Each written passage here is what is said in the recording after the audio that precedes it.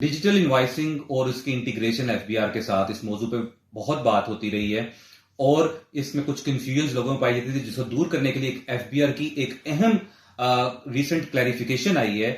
जिसमें कैटेगोरिकली दो चीजों को क्लियर कर दिया गया है। एक हम बुनियादी तौर पे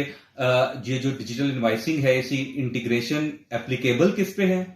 और दूसरा अहम ये कि अगर डिजिटल इनवॉइस जनरेट करते हुए जो कि एफबीआर के साथ इंटीग्रेटेड, अगर आपको उसमें कोई गलती हो गई है तो उसको आप करेक्ट कैसे कर सकते हैं, आपके पास क्या टाइमलाइन अवेलेबल है जिसमें आपने ये करेक्शन करनी है, और उस हवाले से हम ये बात करेंगे एफबीआर की क्लैरिफिकेशन के रेफरेंस इस वीडियो में। बिस्मिल्लाहिर्रहमानिर्रहीम। अस्सलाम वालेकुम एवरीवन, मैं हूं फहीम, आपके अपने चैनल टैक्स टॉपिक फहीम पर आपको खुशामदीद। आज की अहम वीडियो में हम ये बात करेंगे एफबीआर की क्लैरिफिकेशन के हवाले से, जो कि एफबीआर की वेबसाइट पे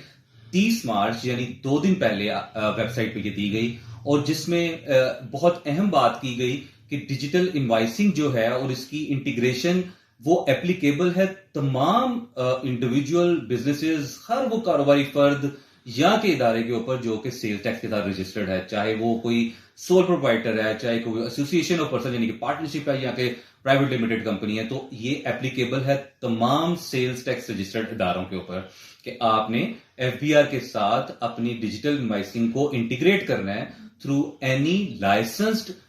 डिजिटल इंटीग्रेटर। और इसमें यह भी बताया गया है क्लैरिफिकेशन में कि इसमें जो लोगों को इश्यू फेस हुआ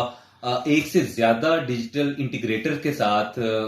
कनेक्ट होने की वजह से जो मसला आया उसको भी रिजॉल्व कर दिया गया, और अब आप एक से ज्यादा डिजिटल इंटीग्रेटर के साथ कनेक्ट करके अपनी डिजिटल इनवॉइसिंग एफबीआर के साथ कनेक्ट कर सकते हैं। तो इस इश्यू को भी रिजॉल्व कर दिया गया मल्टीपल डिजिटल इंटीग्रेटर्स के हवाले से। और बहुत ही अहम बात जो मैं आपके सामने रखना चाहता हूं इस क्लैरिफिकेशन में, कि अगर आपको डिजिटल इनवॉइस जनरेट करते हुए अगर आपसे कोई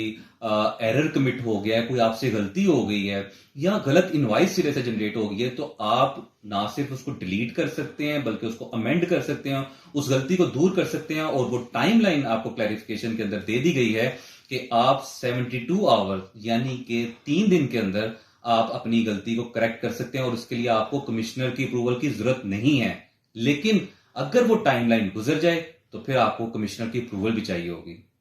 तो ये एक बहुत इंपॉर्टेंट क्लैरिफिकेशन है, जिससे एक तो क्लैरिटी आ जाती है और आपको ये भी पता चल जाता है कि अगर आपसे कोई एरर कमिट हो गया तो उसको आप करेक्ट कैसे कर सकते हैं और कितनी देर में कर सकते हैं, और अगर वो टाइम लैप्स कर जाए तो फिर आपको कमिश्नर की अप्रूवल चाहिए होगी। तो मैं उम्मीद करता हूं कि ये इंफॉर्मेशन आपके लिए बहुत यूजफुल है, और अगर आप भी ऐसा समझते हैं तो आप तमाम बिजनेसेस को जो आपके जानने वाले हैं या जो सेल्स टैक्स रजिस्टर्ड पर्सन आपके हल्का बाब हैं उनको भी शेयर कीजिए, ताकि वो इससे मुकम्मल तौर पर बाखबर रहें। क्योंकि अगर आप इंटीग्रेट नहीं करते अपनी इनवॉइसिंग को तो आपको जुर्माना भी है, जो कि वो भी उसका जिक्र भी कर दिया गया है इस क्लैरिफिकेशन में, तो नहीं अदरवाइज भी, कि उसमें आपको जुर्माना भी हो सकता है। तो उसको अवॉइड करने के लिए बहुत इंपॉर्टेंट है कि इसको आप जो है अपने जो हल्का हिबाब है उसमें भी शेयर कीजिए। और अगर आप ये चाहते हैं कि इस प्रोसेस को भी स्टेप बाय स्टेप आपके सामने शेयर कर दिया जाए डिजिटाइज करने का या डिजिटली इंटीग्रेट करने का, तो कमेंट्स में अपनी राय से आगाह कीजिए। नेक्स्ट वीडियो में मुलाकात होगी, तब तक के लिए खुदा हाफिज।